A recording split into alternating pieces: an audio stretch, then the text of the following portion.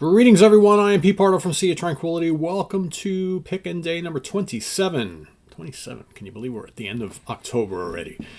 Of my favorite 31 album blind buys of all time. That's right. These are the albums that we walked into a record or CD shop, saw it sitting in the rack.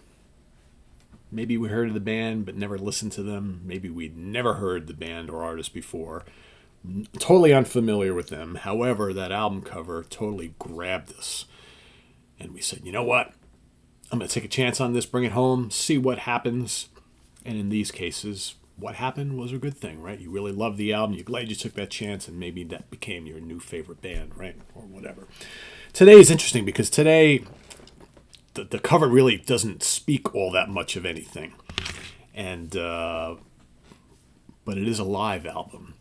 And we know back in the late 70s and the early 80s, Mr. Pardo here was really, I still am, but really, really into live albums from that time period, right? I was kind of scooping up anything that was hard rock or metal or classic stuff, that was a live album from the 70s, especially this one. So I remember seeing this. It's a double album.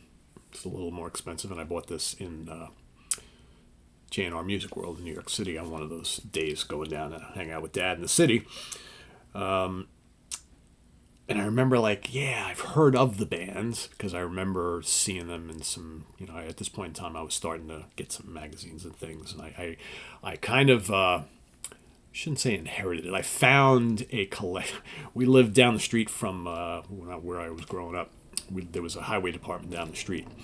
And we used to occasionally, the kids around the neighborhood, we would ride our bikes around the highway department because they had it was big and sprawling, and they had all these places where you could ride your bikes and stuff, and you're off the road away from cars and things like that.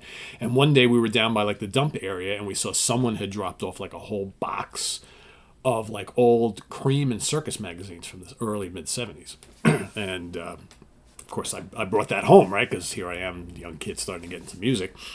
And I remember seeing all sorts of articles and photographs of this particular band. So when I saw this album in the store, when I was in Section U in J&R Music, I was like, that's that band that I've been seeing in the magazine, those old magazines that I found at the dump. I think I might want to get this, and it's a live album. Of course, it was released April 1973 here in the States, recorded at the Town Hall in Birmingham, England. Produced by Jerry Braun for Bronze Island Mercury, depending on where you were at. I'm talking about Uriah Heep Live, their 1973 album. Yeah. So like I said, I saw a lot of photographs and articles on them in Circus and Cream magazines, mainly more the Cream, I don't remember, whatever. And I remember seeing David Byron and Mick Box and whatnot, and thinking, okay, Uriah Heep, it's another one of those 70s heavy bands, I guess, whatever. I probably should get into them at some point. So when I bought this, this came out in 73. I wasn't buying it in 73. I probably got this in 79, maybe, something like that, maybe 80. I'm trying to think. Because I bought this, and then I got Abominog next. So an Abominog came out probably a year or so after I got this, at least. So the band was already kind of kaputs when I picked this one up. And then Mick put them back together for the Abominog record. I remember seeing that Abominog album in the racks, and I was like, oh, shit, look at that. That's going to be even heavier than this. Quite different, actually. Not heavier, right? But so I brought this home, and again, nothing much to speak of the cover because, it's just kind of black. But I remember, getting the having the vinyl and the gatefolds, and then you got all those great live photographs, and then the stuff is right in the middle. Look at all this shit, right? This is what right here. That was kind of once I opened it up, I was like, oh yeah, look at this. This is going to be great, and it was.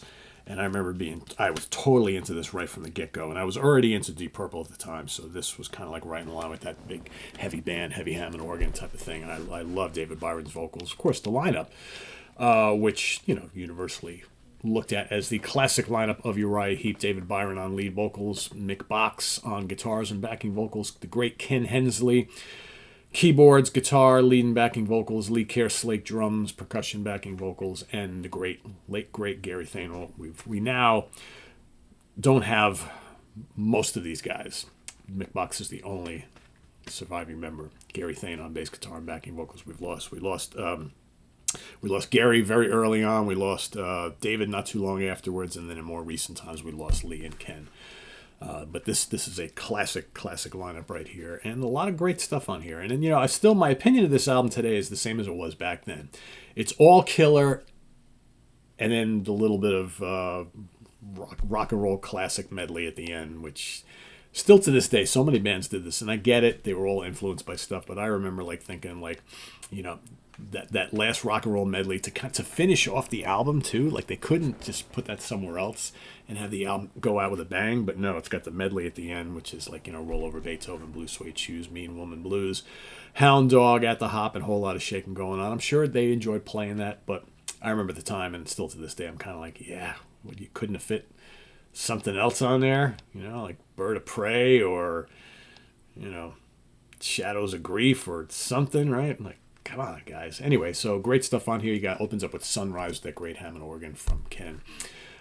Sunrise is awesome on here. You got Sweet Lorraine, Traveler in Time and Easy Living. First side is amazing. Over on side 2, you got July Morning, nice big long version of that, where Ken actually gets to play the Moog solo on here, right? As opposed to Man for Man on the studio version. Tears in My Eyes, which kicks ass on here. You got a bulldozing Gypsy on side 3, along with Circle of Hands.